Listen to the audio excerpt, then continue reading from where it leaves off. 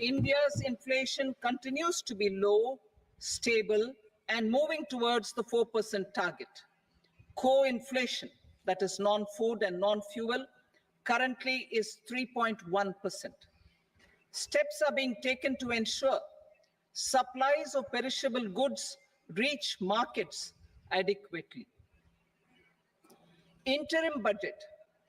As mentioned in the interim budget, we need to focus on 4 major castes, namely the Garib, Mahilaye, Yuva, and Annadata, the poor, women, youth, and the farmer. For Annadata, we announced higher minimum support prices a month ago for all major crops, delivering on the promise of at least a 50% margin over costs. Pradhan Mantri Garib Kalyan Anna Yojana was extended for 5 years, benefiting more than 80 crore people. Administrative actions for approval and implementation of various schemes announced in the interim budget are well underway. The required allocations have been made. Budget theme. Turning attention to the full year and beyond in this budget, we particularly focus on employment, skilling, MSMEs, and the middle class. I'm happy to announce the Prime Minister's package of 5 schemes and initiatives to facilitate employment, skilling, and other opportunities for 4.1 crore youth over a 5-year period, with a central outlay of 2 lakh crore rupees. I will speak about them shortly, while more details may be seen in the annexure. This year, I've made a provision of 1.48 lakh rupees, 1.48 lakh crore rupees for education, employment, and skilling. Budget priorities. The people have given a unique opportunity to our government to take the country on the path of strong development and an all-round prosperity. In the interim budget, we promise to present a detailed roadmap for our pursuit of Vikasit Bharat. In line with the strategy set out in the interim budget, this budget envisages sustained efforts on the following 9 priorities for generating ample opportunities for all. Number 1, productivity and resilience in agriculture. Number 2, employment and skilling. Number 3, inclusive human resource development and social justice. 4, manufacturing and services. 5, urban development. 6, energy security. 7, infrastructure. 8, innovation, research and development. And 9, next generation reforms. Subsequent budgets will build on these and add more priorities and actions.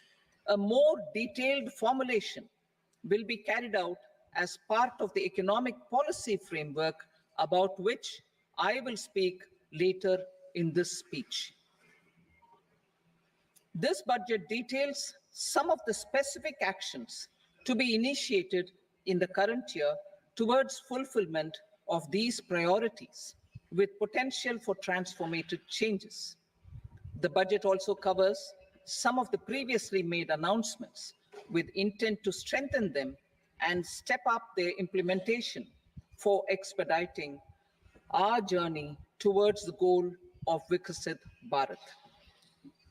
Priority 1, productivity and resilience in agriculture.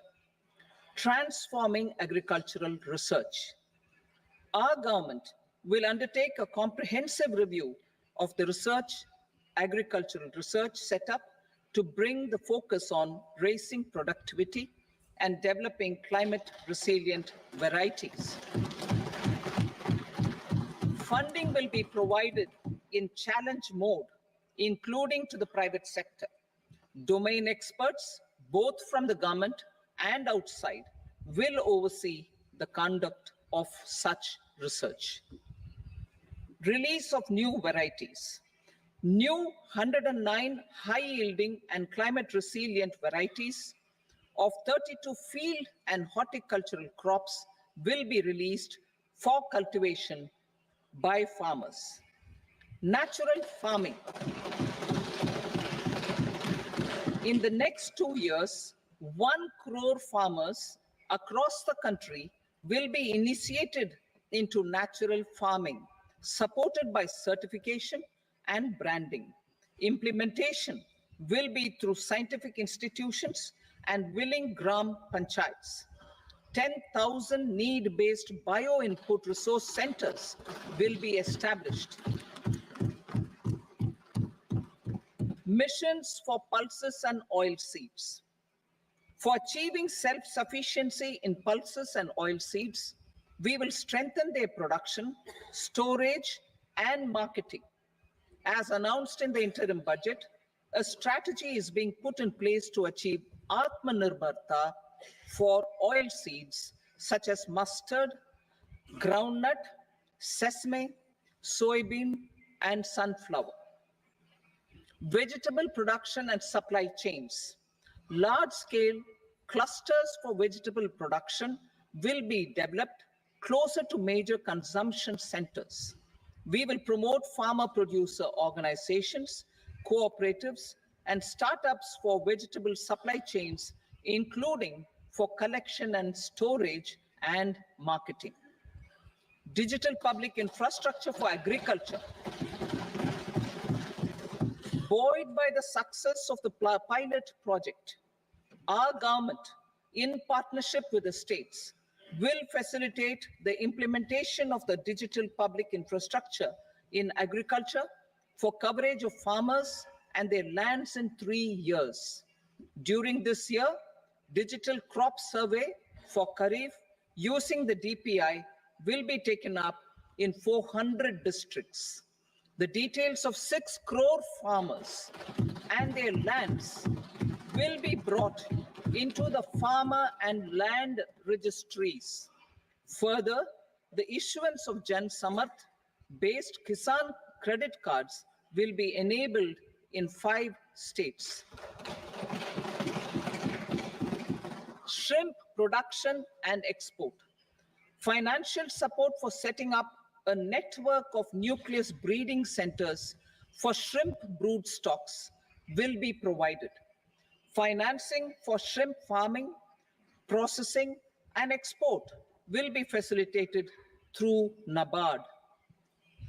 National cooperation policy. Our government will bring out a national cooperation policy for systematic, orderly, and all-round development of the cooperative sector, fast-tracking growth of rural economy and generation of employment opportunities on a large scale will be the policy goal. This year, I have made a provision of 1.52 lakh crore rupees for agriculture and allied sectors.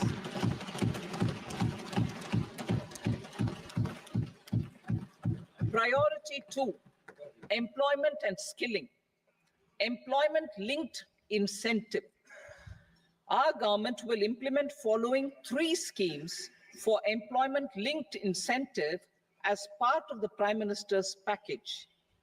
These will be based on enrollment in the EPFO and focus on recognition of first-time employees and support to employees and employers.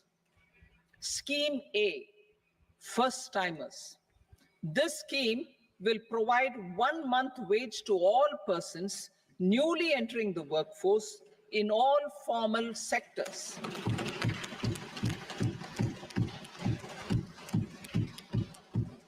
Direct benefit transfer of 1 month's salary in 3 installments to first-time employees, as registered in the EPFO, will be up to 15,000 rupees.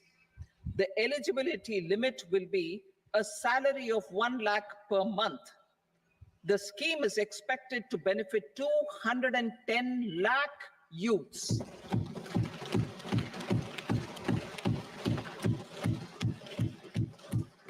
Scheme B, job creation in manufacturing. This scheme will incentivize additional employment in the manufacturing sector linked to the employment of first-time employees.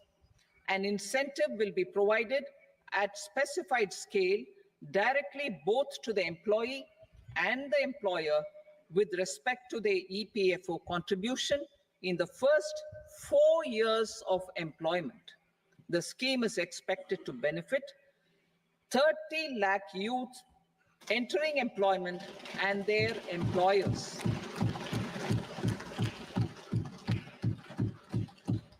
Scheme C, support to employers.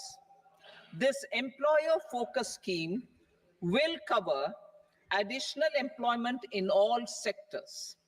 All additional employment within a salary of 1 lakh rupee per month will be counted. The government will reimburse to employers up to 3,000 rupees per month for 2 years towards the EPFO contribution for each additional employee. The scheme is expected to incentivize additional employment of 50 lakh persons.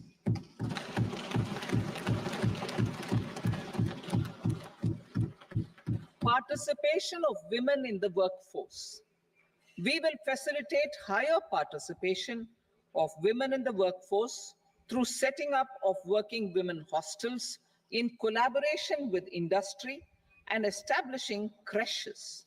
In addition, the partnership will seek to organize women-specific skilling programs and promotion of market access for women SHG enterprises.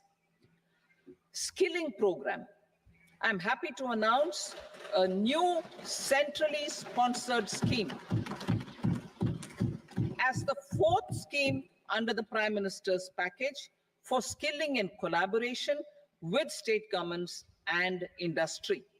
20 lakh youth will be skilled over a 5-year period.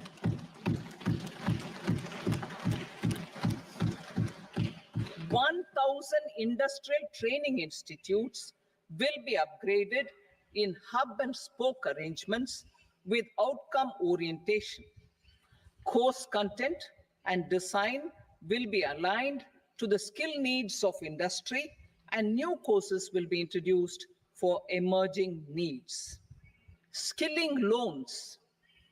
The model skill loan scheme will be revised to facilitate loans up to 7.5 lakh rupees with a guarantee from a government-promoted fund. This measure is expected to help 25,000 students every year.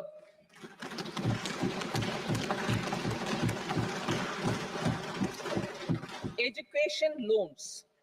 For helping our youth who have not been eligible for any benefit under government schemes and policies, I'm happy to announce a financial support for loans up to 10 lakh rupees for higher education in domestic institutions.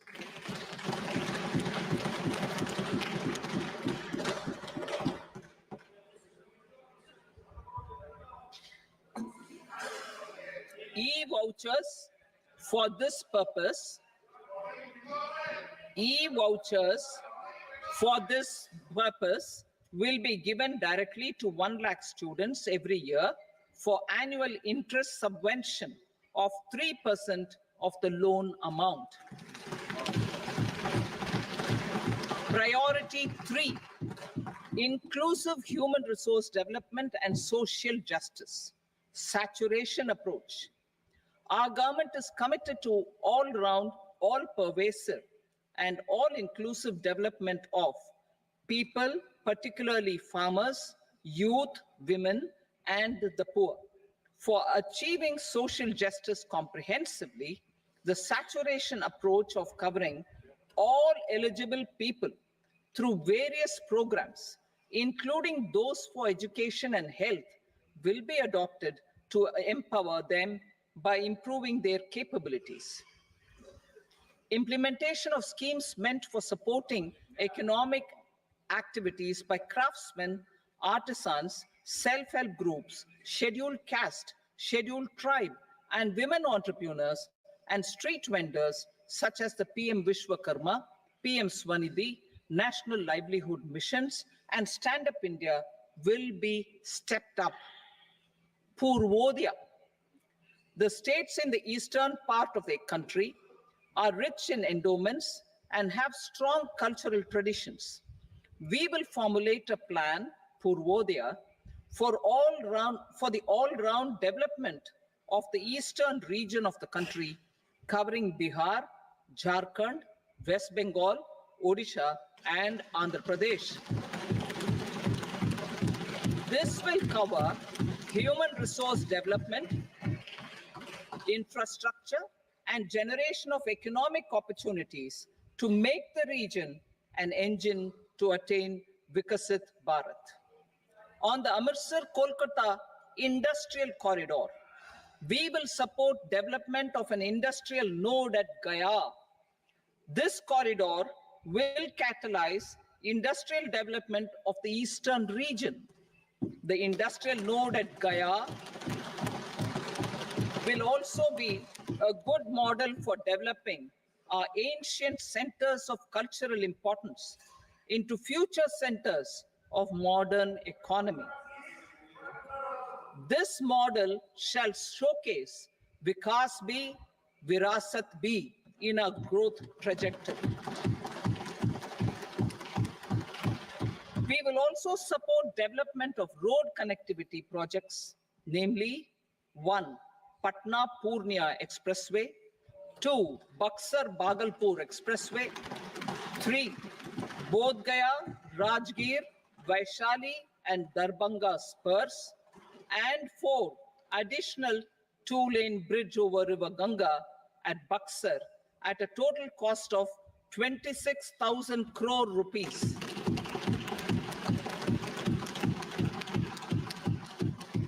Power projects, including setting up of a new 2,400 megawatt power plant at Peer Painti, will be taken up at a cost of 21,400 crore rupees.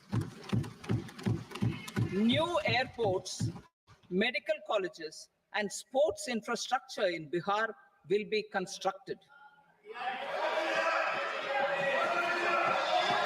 An additional allocation to support capital investments will be provided. The requests of Bihar government for external assistance from multilateral development banks will be expedited.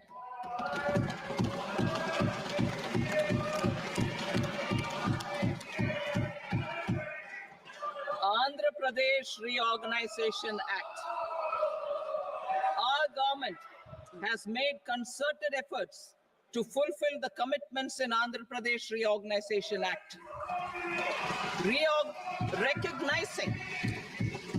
Recognizing the state's need for the capital, recognizing the state's need for a capital, we will facilitate special financial support through multilateral development agencies. In the current financial year, 15,000 crore rupees will be arranged with additional amounts in future years.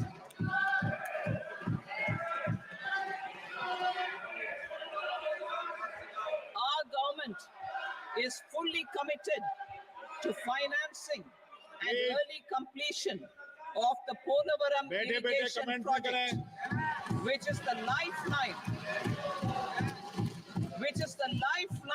for Andhra Pradesh and its farmers. This will facilitate our country's food security as well. Under the Act,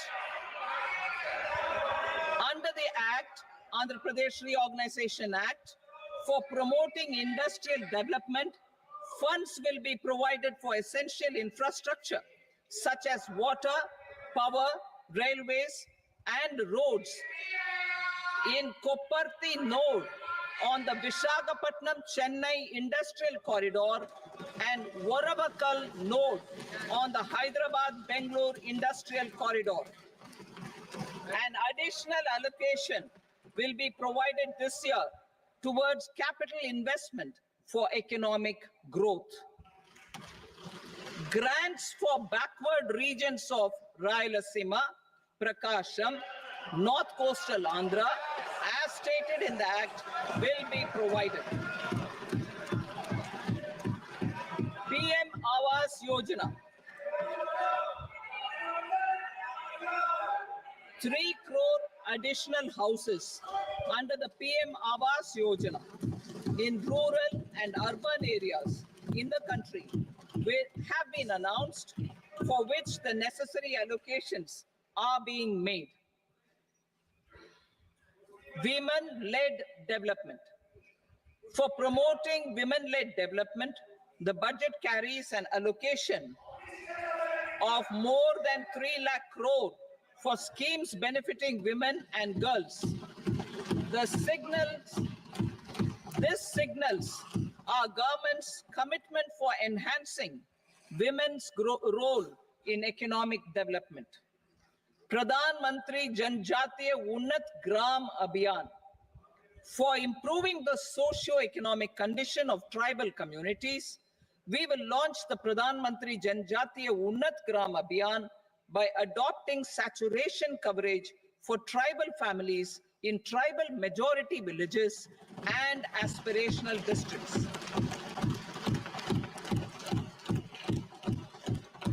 This will cover 63,000 villages, benefiting 5 crore tribal people.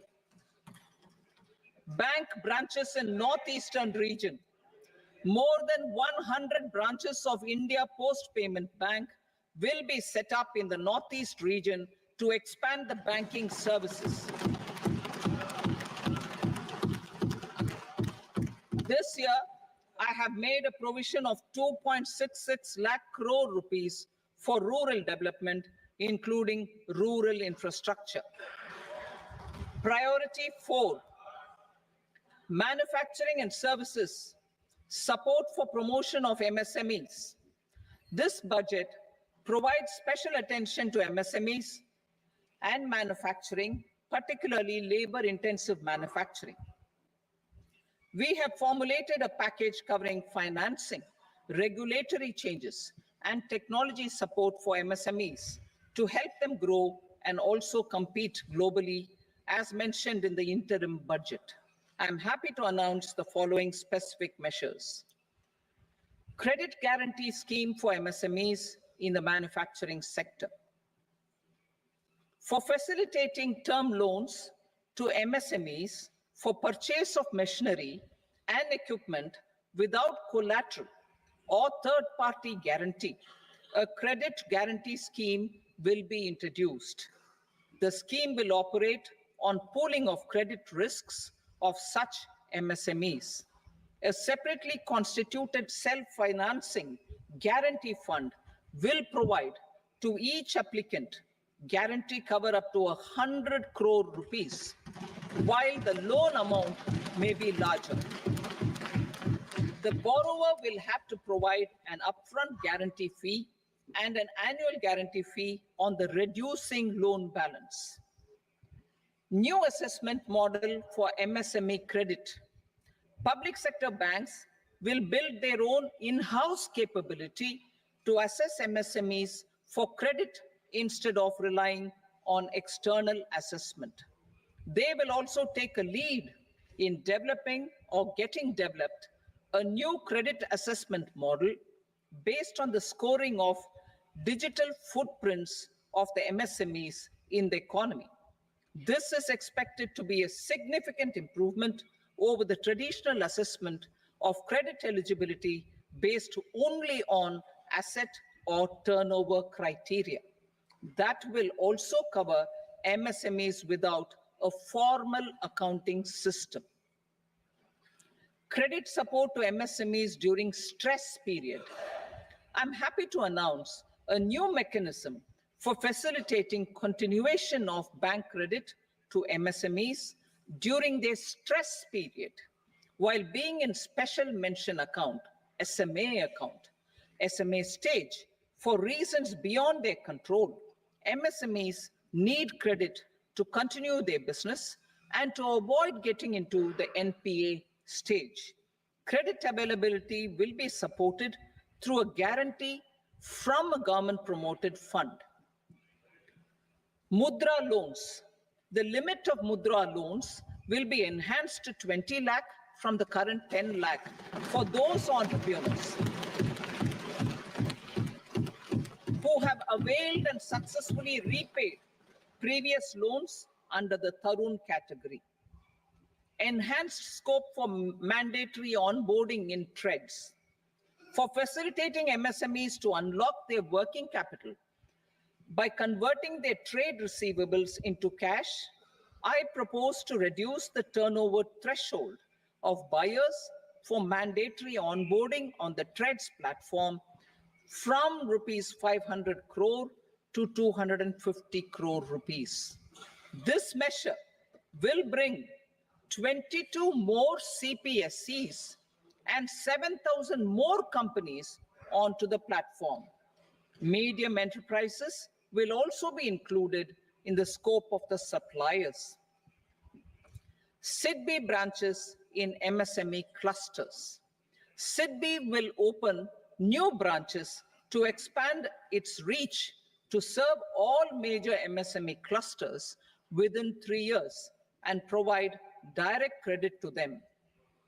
With the opening of 24 such branches this year, the service coverage will expand to 168 out of 242 major clusters. MSME units for food irradiation, quality and safety testing. Financial support for setting up of 50 multi-product food irradiation units in the MSME sector will be provided. Setting up of 100 food quality and safety testing labs with NABL accreditation will be facilitated. E-commerce export hubs to enable MSMEs and traditional artisans to sell their products in international markets. E-commerce export hubs will be set up in public-private partnership mode. These hubs, under a seamless regulatory and logistic framework, will facilitate trade and export-related services under one roof. Measures for promotion of manufacturing and services. Internship in top companies. As the fifth scheme under Prime Minister's package, our government will launch a comprehensive scheme for providing internship opportunities in 500 top companies to 1 crore youth in 5 years. They will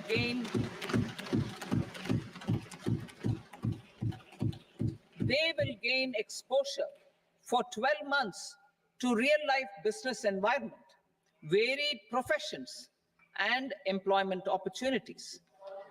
An internship allowance of 5,000 per month, 5,000 rupees per month, along with a one-time assistance of 6,000 rupees will be provided.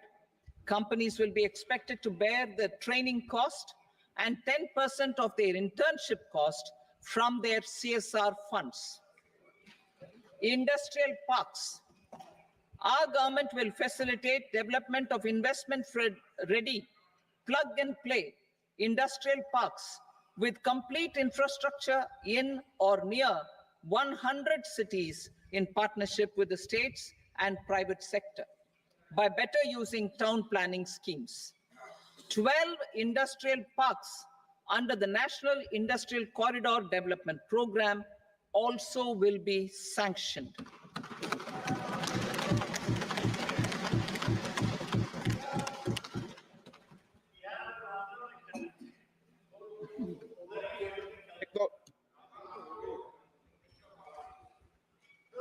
Veggie भाई पर no please बैठिए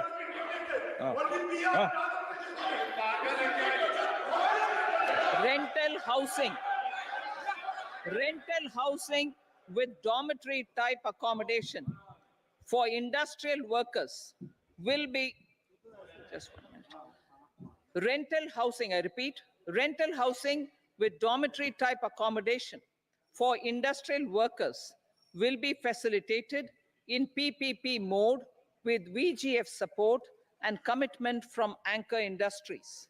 Shipping industry, ownership, leasing, and flagging reforms will be implemented to improve the share of Indian shipping industry and generate more employment. Critical mineral mission. We will set up a critical mineral mission for domestic production, recycling of critical minerals, and overseas acquisition of critical mineral assets. Its mandate will include technology development, skilled workforce, extended producer responsibility framework, and a suitable financing mechanism. Offshore mining of minerals. Our government will launch the auction of the first tranche of offshore blocks for mining, building on the exploration already carried out. Digital public infrastructure applications. Turning to the services sector, I propose development of DPI applications at population scale for productivity gains, business opportunities, and innovation by the private sector. These are planned in the areas of credit, e-commerce, education, health, law and justice, logistics, MSME service delivery, and urban governance. Integrated technology platform for IBC ecosystem. An integrated technology platform will be set up for improving the outcomes under the Insolvency Bankruptcy Code for achieving consistency, transparency, timely processing, and better oversight for all stakeholders. Voluntary closure of LLPs. The services of the Center for Processing Accelerated Corporate Exit, CPACE, will be extended for voluntary closure of LLPs to reduce the closure times. National Company Law Tribunals. The IBC has resolved more than 1,000 companies, resulting in direct recovery of 3.3 lakh crore to creditors. 3.3 lakh crore rupees to creditors. In addition, 28,000 cases involving over 10 lakh crore rupees have been disposed of even prior to admission. Appropriate changes to the IBC, reforms and strengthening of the tribunal and appellate tribunals will be initiated to speed up insolvency resolution. Additional tribunals will be established. Out of those, some will be notified to decide cases exclusively under the Companies Act. Debt recovery. Steps for reforming and strengthening debt recovery tribunals will be taken. Additional tribunals will be established to speed up recovery. Priority 5, urban development. Cities as growth hubs. Working with states, our government will facilitate development of cities as growth hubs. This will be achieved through economic and transit planning and orderly development of peri-urban areas utilizing town planning schemes. Creative redevelopment of cities. For creative brownfield redevelopment of existing cities with a transformative impact, our government will formulate a framework for enabling policies, market-based mechanisms, and regulation. Transit-oriented development. transit-oriented development plans for 14 large cities with a population above 30 lakh will be formulated, along with an implementation and financing strategy. Urban housing. Under the PM Awas Yojana, Urban 2.0, housing needs of 1 crore urban poor and middle-class families will be addressed with an investment of 10 lakh crore rupees. This will include the central assistance of 2.2 lakh crore rupees in the next 5 years. A provision of interest subsidy to facilitate loans at affordable rates is also envisaged. In addition, enabling policies and regulations for efficient and transparent rental housing markets with enhanced availability will also be put in place. Water supply and sanitation. In partnership with state governments and multilateral development banks, we will promote water supply, sewage treatments, and solid waste management projects and services for 100 large cities through bankable projects. These projects will also envisage use of treated water for irrigation and filling up of tanks in nearby areas. Street markets. Building on the success of PM Swanidhi scheme in transforming the lives of street vendors, our government envisions a scheme to support each year over the next 5 years the development of 100 weekly hearts or street food hubs in select cities. Stamp duty. We will encourage states which continue to charge high stamp duty to moderate the rates for all and also consider further lowering duties for properties purchased by women. This reform will be made an essential component of urban development schemes. Priority 6, energy security, energy transition.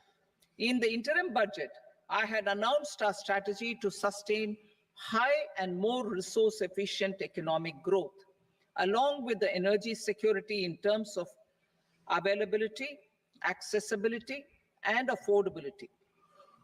We will bring out a policy document on appropriate energy transition pathways that balances the imperatives of employment, growth, and environmental sustainability. PM Surya Ghar Muft Bijli Yojana. PM Surya Ghar Muft Bijli Yojana. In line with the announcement in the interim budget,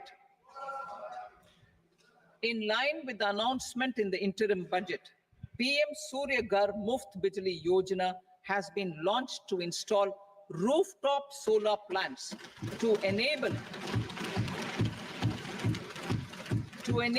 1 crore households obtain free electricity up to 300 units every month. The scheme has generated remarkable response with more than 1.28 crore registrations and 14 lakh applications, and we will further encourage it. Pumped storage policy.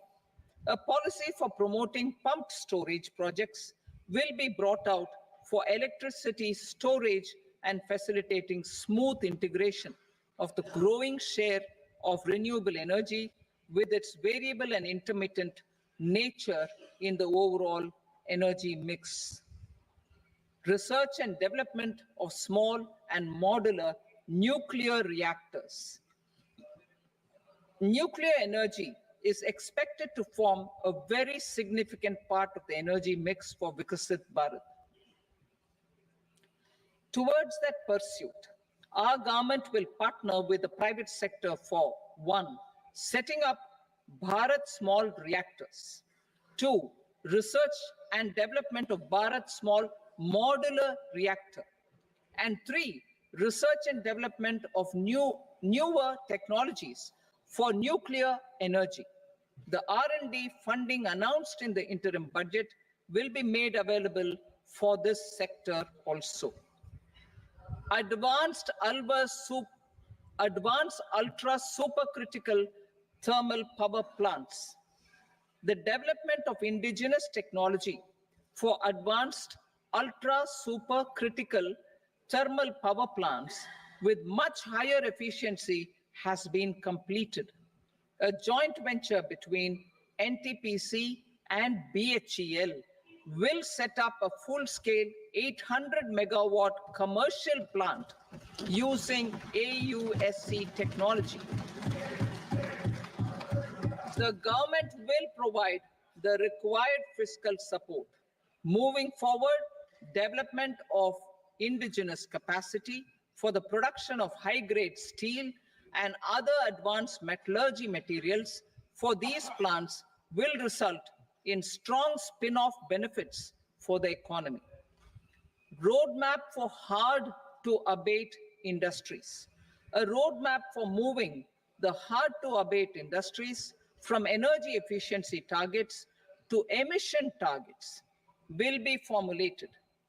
Appropriate regulations for transition of these industries from the current perform, achieve, and trade mode to Indian carbon market mode will be put in place.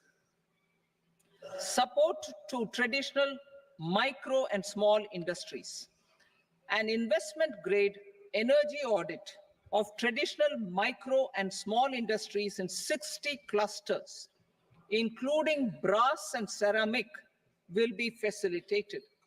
Financial support will be provided for shifting them to cleaner forms of energy and implementation of energy efficiency measures. The scheme will be replicated in another 100 clusters in the next phase. Priority 7, infrastructure investment by central government. Significant investment the central government has made over the years in building and improving infrastructure has had a strong multiplier effect on the economy.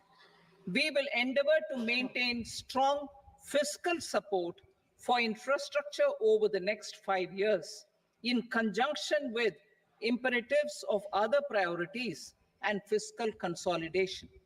This year, I have provided 11,11,111 crore rupees for capital expenditure. This would be 3.4% of our GDP. Infrastructure investment by state governments. We will encourage states to provide support of similar scale for infrastructure, subject to their development priorities. A provision of 1.5 lakh crore rupees for long-term interest-free loans have been made this year also to support the states in their resource allocation. Private investment in infrastructure. Investment in infrastructure by private sector will be promoted through viability gap funding and enabling policies and regulations. A market-based financing framework will be brought out. Pradhan Mantri Gram Sadak Yojana.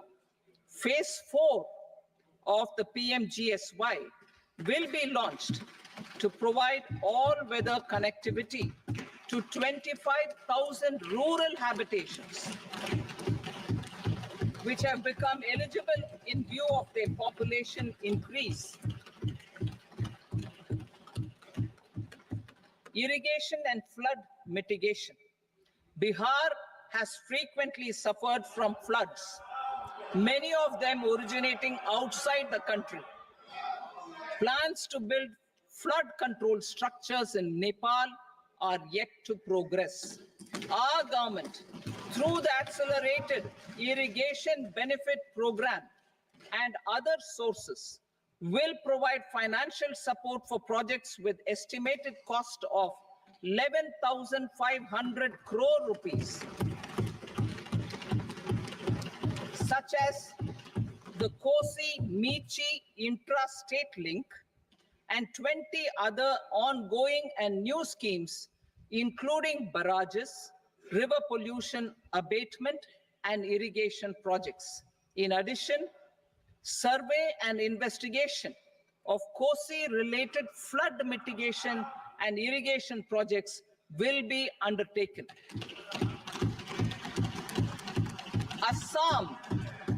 Assam grapples with floods every year by the Brahmaputra River and its tributaries originating outside India.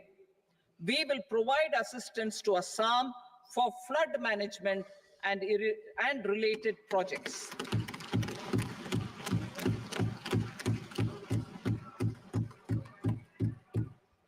Himachal Pradesh suffered extensive losses due to floods last year.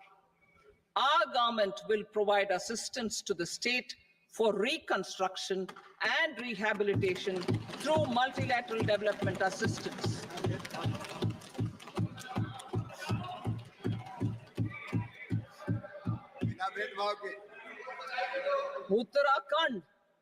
Uttarakhand too suffered losses due to cloudbursts and massive landslides. We will provide assistance to the state. Recently, Sikkim witnessed devastating flash floods and landslides that wreaked havoc across the state. Our government will provide assistance to the state. Tourism has always been a part of our civilization. Our efforts in positioning India as a global tourist destination will also create jobs, stimulate investments, and unlock economic opportunities for other sectors. In addition to the measures outlined in the interim budget, I propose the following measures. Vishnupad Temple at Gaya and Mahabodhi Temple at Bodh Gaya in Bihar are of immense spiritual significance. Comprehensive development of Vishnupad Temple Corridor and Mahabodhi Temple Corridor will be supported, modeled on the successful Kashi Vishwanath Temple Corridor to transform them into world-class pilgrim and tourist destinations.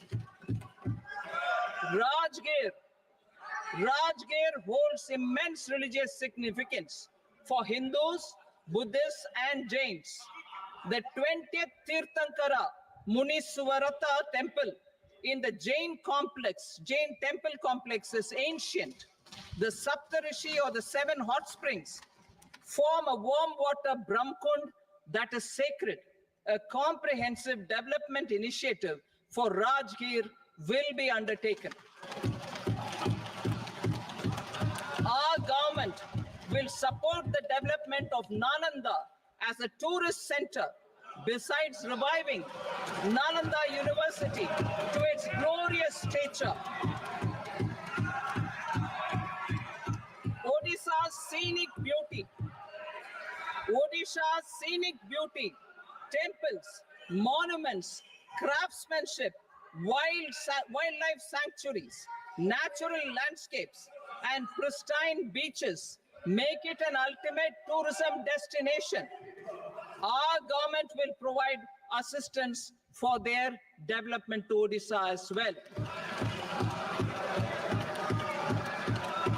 Priority 8, innovation, research, and development. We will operationalize the Anusandhan National Research Fund for basic research and prototype development. Further, we will set up a mechanism for spurring private sector-driven research and innovation at commercial scale, with a financing pool of 1 lakh crore rupees in line with the announcement in the interim budget. Space economy.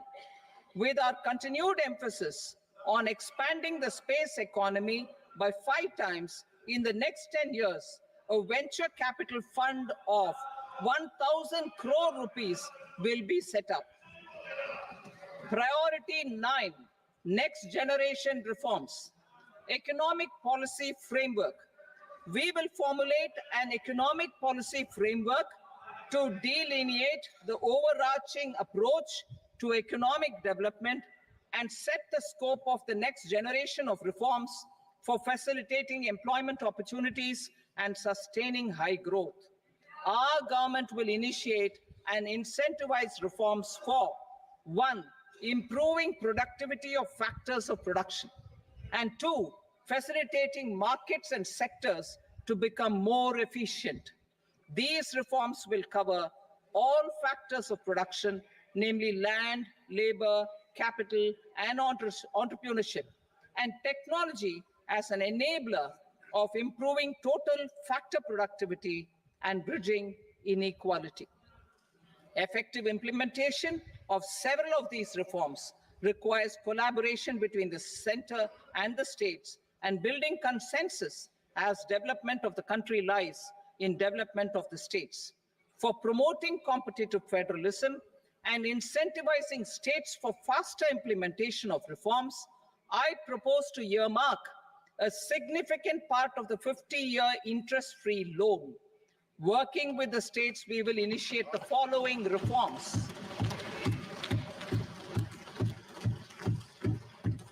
Land-related reforms and actions, both in the rural and urban areas, will cover land administration, will cover 1, land administration, planning and management, and 2, urban planning usage and building bylaws. These will be incentivized for completion within the next 3 years through appropriate fiscal support. Rural land-related actions. Rural land-related actions will include 1, assignment of unique land parcel identification number, UL PIN, or Bhu Aadhaar for all lands. 2, digitization of cadastral maps. 3, survey of subdivisions, survey of map subdivisions as per current ownership. 4, establishment of land registry. And 5, linking to the farmers registry. These actions will also facilitate credit flow and other agricultural services. Urban land-related actions. Land records in urban areas will be digitized with GIS mapping. An IT-based system for property record administration, updating, and tax administration will be established. These will also facilitate improving the financial position of urban local bodies.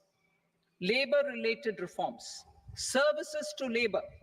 Our government will facilitate the provision of a wide array of services to labor, including those for employment and skilling. A comprehensive integration of e-Shram portal with other portals will facilitate such one-stop solution. Open architecture databases for the rapidly changing labor market, skill requirements, and available job roles, and a mechanism to connect job aspirants with potential employers and skill providers will be covered in these services. Shram Suvidha and Samadhan portal. Shram Suvidha and Samadhan portal will be revamped to enhance ease of compliance for industry and trade. Capital and entrepreneurship related reforms, financial sector vision and strategy. For meeting financing needs of the economy, our government will bring out a financial sector vision and strategy document to prepare the sector in terms of size, capacity, and skills. This will set the agenda for the next 5 years and guide the work of the government, regulators, financial institutions, and market participants. Taxonomy for climate finance. We will develop taxonomy for climate finance for enhancing the availability of capital for climate adaptation and mitigation. This will support achievement of the country's climate commitments and green transition. Variable capital company structure. We will seek the required legislative approval for providing an efficient and flexible mode for financing leasing of aircrafts and ships and pooled funds of private equity through a variable company structure. Foreign direct investments and overseas investment.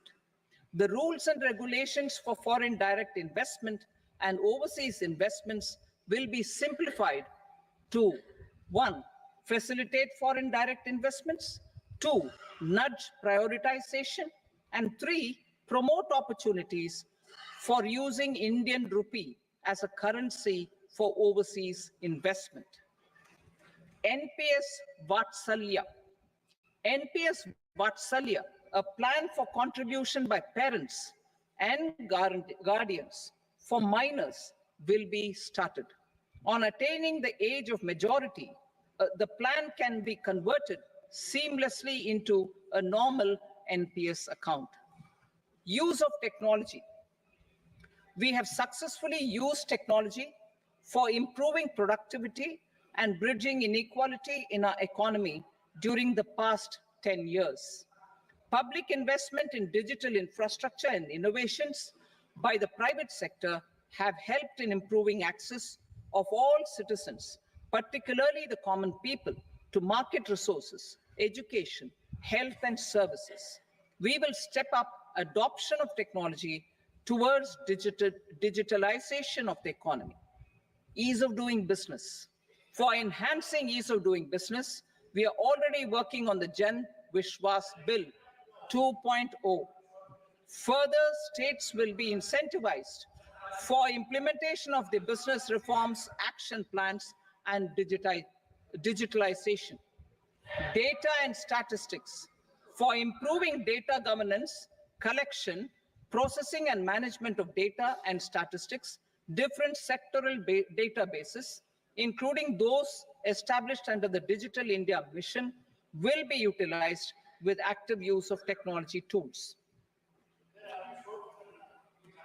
New pension scheme. The committee to review the NPS has made considerable progress in its work. I'm happy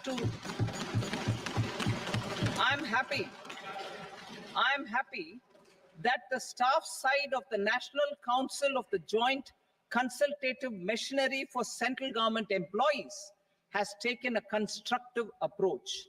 A solution will be evolved which addresses the relevant issues while maintaining fiscal prudence to protect the common citizens. Budget estimates for 24-25. For the year 24-25, total receipts other than borrowings and the total expenditure are estimated at 32.07 lakh crore rupees and 48.21 lakh crore rupees respectively. The net tax receipts are estimated at 25.83 lakh crore rupees. The fiscal deficit is estimated at 4.9% of the GDP. The gross and the net market borrowings through dated securities during 24-25 are estimated at 14.01 lakh crore rupees and 11.63 lakh crore rupees respectively. Both will be less than that in 23-24. The fiscal consolidation path announced by me in 2021 has served our economy very well, and we aim to reach the deficit below 4.5% next year. The government is committed to staying the course. From 2026-27 onwards, our endeavor will be to keep the fiscal deficit each year such that the central government's debt will be on a declining path as percentage of GDP. I will now move to part B.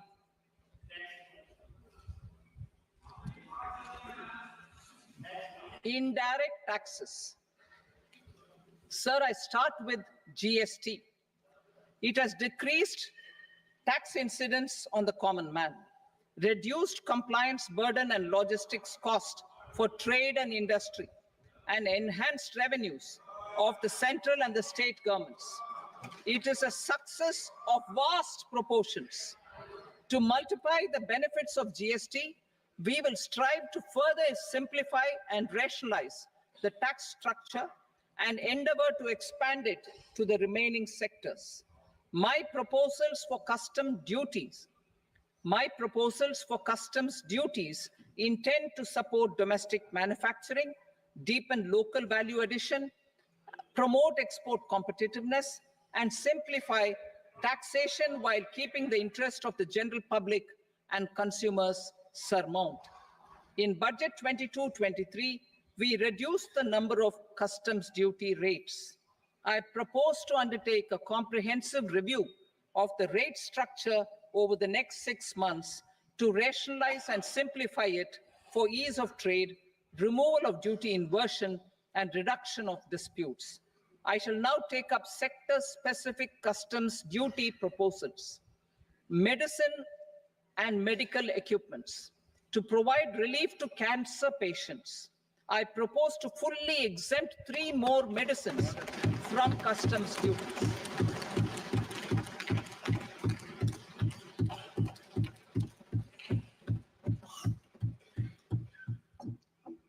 I also propose changes in the BCD on X-ray tubes and flat panel detectors for use in medical X-ray machines under the phased manufacturing program so as to synchronize them with the domestic capacity addition.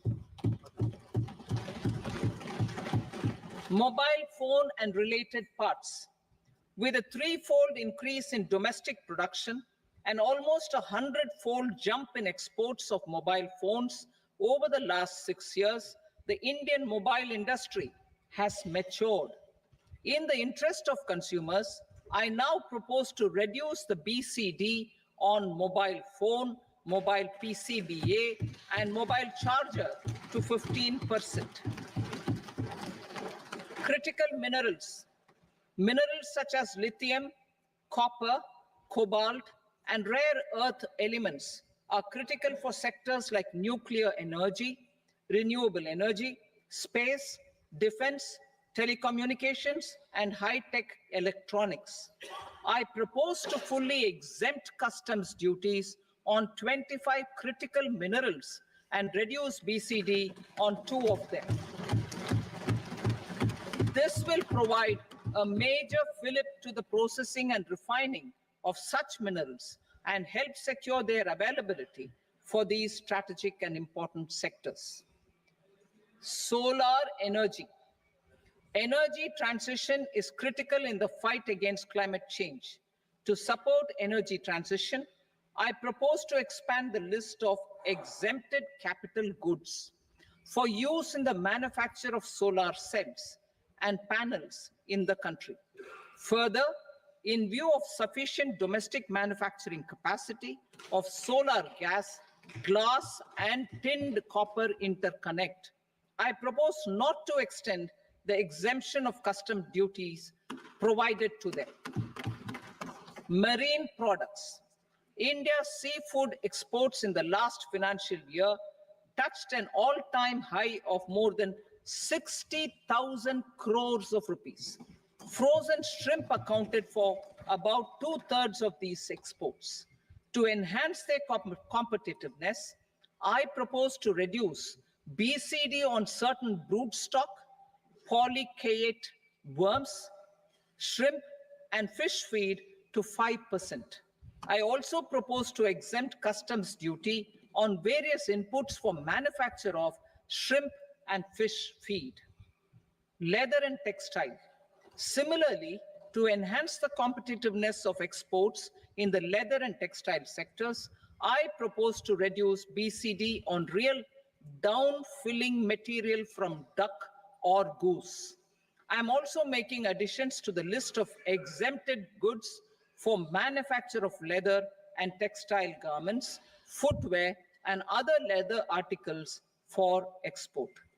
To rectify inversion in duty, I propose to reduce BCD subject to conditions on methylene diphenyl diisocyanate MDI for manufacture of spandex yarn from 7.5 to 5%. Furthermore, the export duty structure on raw hides, skin, and leather is proposed to be simplified and rationalized. Precious metals. To enhance domestic value addition in gold and precious metal jewelry in the country, I propose to reduce customs duties on gold and silver to 6% and that of platinum to 6.4%. Other metals, steel and copper are important raw materials. To reduce their cost of production, I propose to remove the BCD on ferronickel and blister copper. I am also continuing with nil BCD on ferrous scrap and nickel cathode and concessional BCD of 2.5% on copper scrap. Electronics. To increase value addition in the domestic electronics industry, I propose to remove the BCD subject to conditions on oxygen-free copper for manufacture of resistors. I also propose to exempt certain parts for manufacture of connectors. Chemicals and petrochemicals. To support existing and new capacities in the pipeline, I propose to increase the BCD on ammonium nitrate from 7.5% to 10%. Plastics. PVC flex banners are non-biodegradable and hazardous for environment and health. To curb their imports, I propose to raise the BCD on them from 10 to 25%. Telecommunication equipment.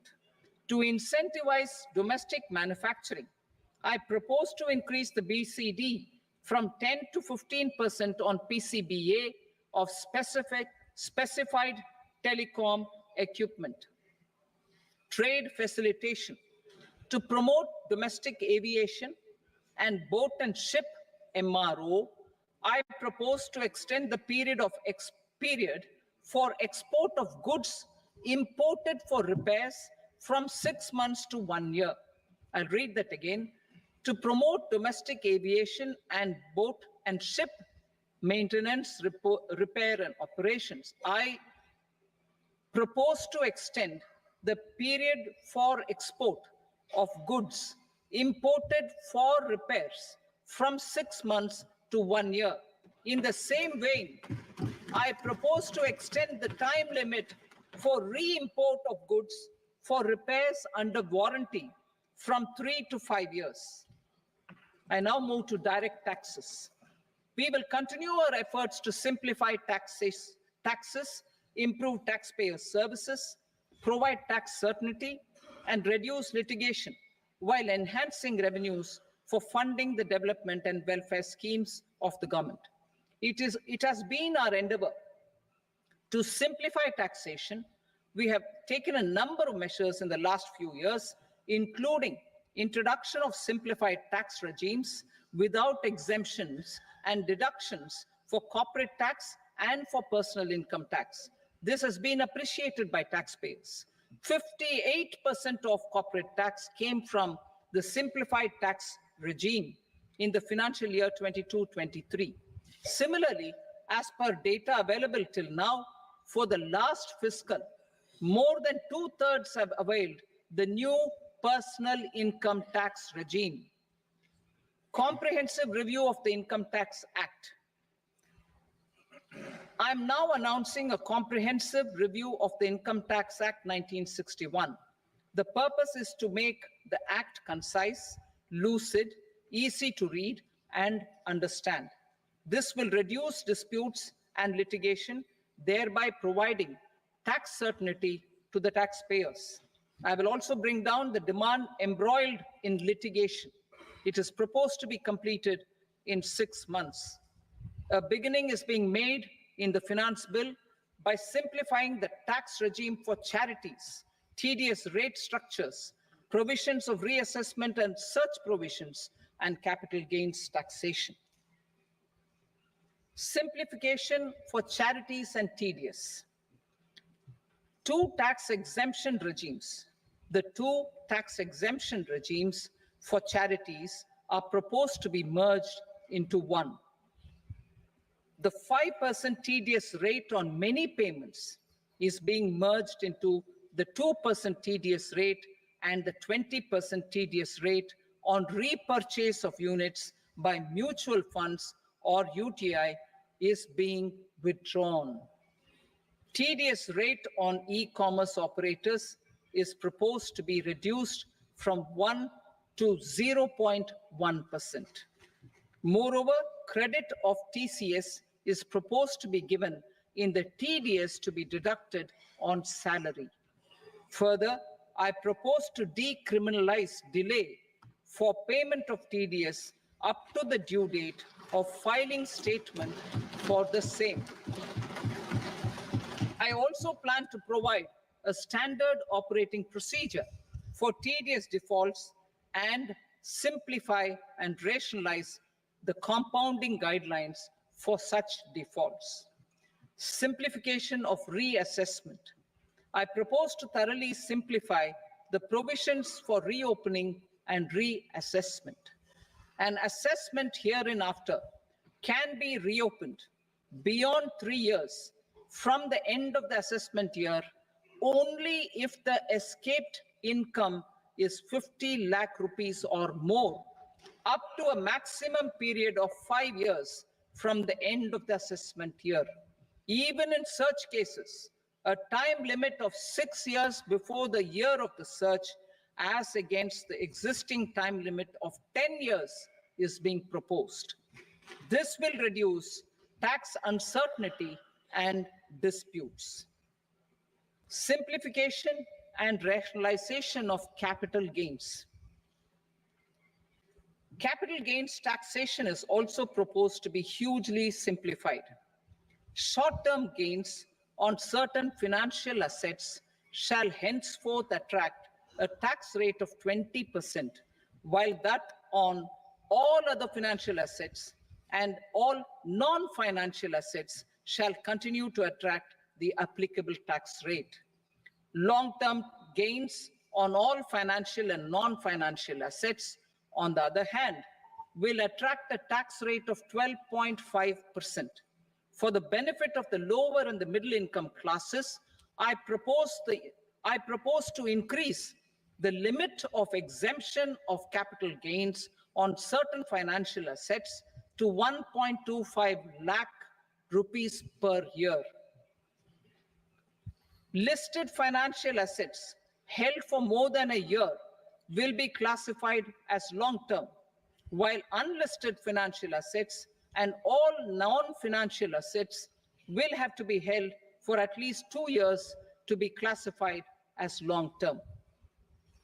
Unlisted bonds and debentures, debt mutual funds, and market-linked debentures, irrespective of holding period, however, will attract tax on capital gains at applicable rates.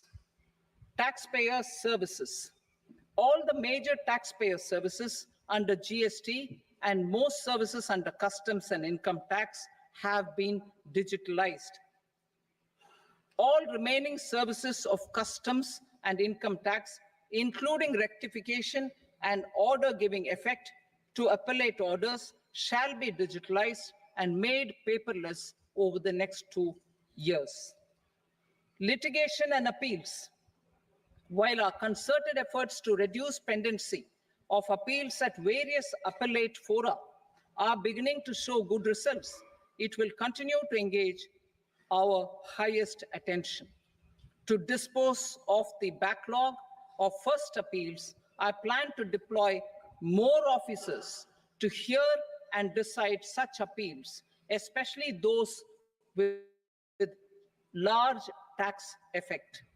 For resolution of certain income tax disputes pending in appeal, I am also proposing Vivad Se Vishwas Scheme 2024.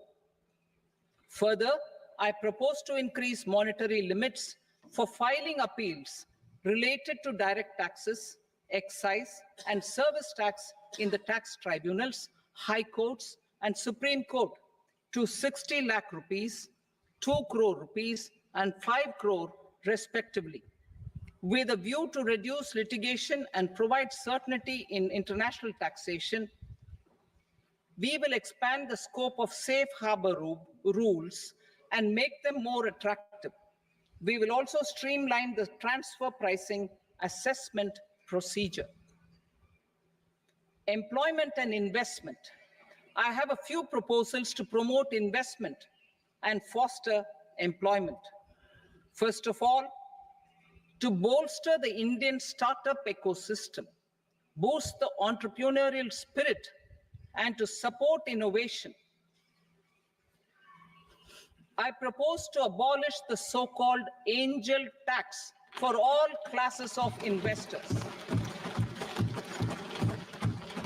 Second, there is tremendous potential for cruise tourism in India.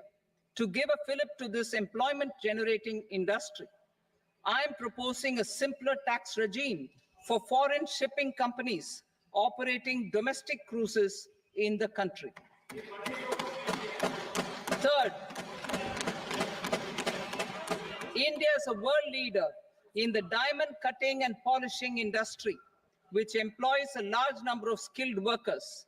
To further promote the development of this sector, we would provide for safe harbor rates for foreign mining companies selling raw diamonds in the country. Fourth, to attract foreign capital for our development needs, I propose to reduce the corporate tax rate on foreign companies from 40 to 35%. Deepening the tax base. I have a couple of proposals for deepening the tax base. First, security transaction tax on futures and options of securities is proposed to be increased to 0.02% and 0.1% respectively. Second, for reasons of equity, I propose to tax income received on buyback of shares in the hands of recipients. Other proposals. To improve social security benefits, deduction of expenditure by employers towards NPS is proposed to be increased from 10 to 14% of the employee's salary. Similarly, deduction of this expenditure up to 14% of salary from the income of employees in private sector, public sector banks, and undertakings opting for the new tax regime is proposed to be provided. Indian professionals working in multinationals get ESOPs and invest in social security schemes and other movable assets abroad. Non-reporting of such small foreign assets has penal consequences under the Black Money Act. Such non-reporting of movable assets up to 20 lakh rupees is proposed to be depenalized.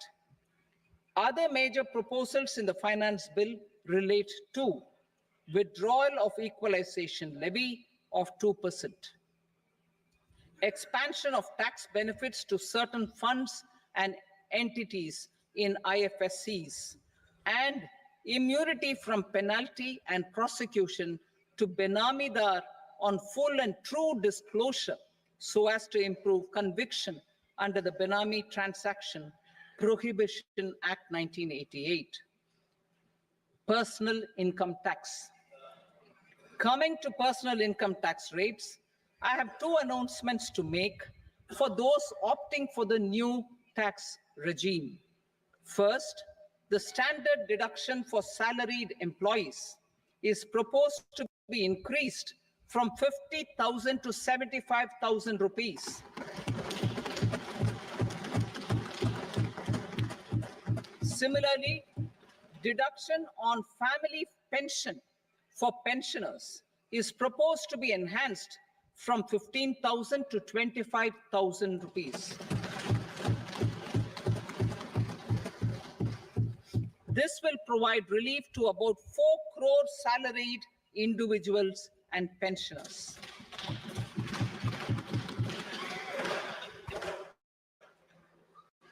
Second, in the new tax regime, The tax rate structure is proposed to be revised as follows. 0 to 3 lakh rupees, nil. 3 to 7 lakh rupees, 5%. 7 to 10 lakh rupees, 10%. 10 to 12 lakh rupees, 15%. 12 to 15 lakh rupees, 20%. And above 15 lakh rupees, 30%. As a result of these changes, a salaried employee in the new tax regime stands to save up to 17,500 rupees in income tax.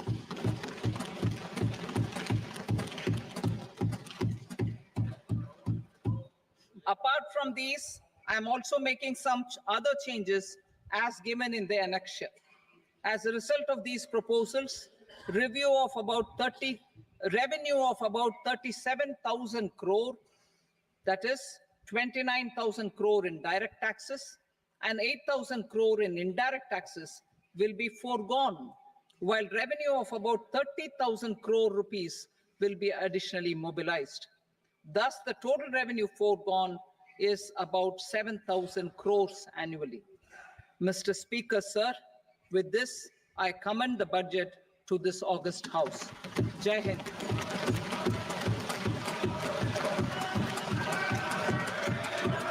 Item number 2.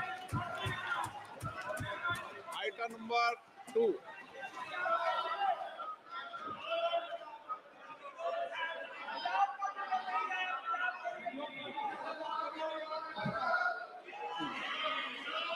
Sir, with your permission, I rise to lay on the table the following statements under Section 3 of the Fiscal Responsibility and Budget Management, FRBM Act 2003, medium-term fiscal policy cum fiscal policy strategy statement and macroeconomic framework statement. Item number 3. Sir, with your permission, I rise to move for leave to introduce the Finance Number 2 Bill 2024. प्रश्न ये कि विधेयक को पुनर्स्थापित करने की अनुमति प्रदान की जाए। जो सदस्य इसके पक्ष में हाँ कहें, जो सदस्य विरोध में ना कहें। मेरे विचार में निर्णय हाँ वालों के पक्ष में अनुमति प्रदान की जाती है। माननीय मंत्री जी, अब विधेयक पुनर्स्थापित करें। Sir, I introduce the bill. Item number 4.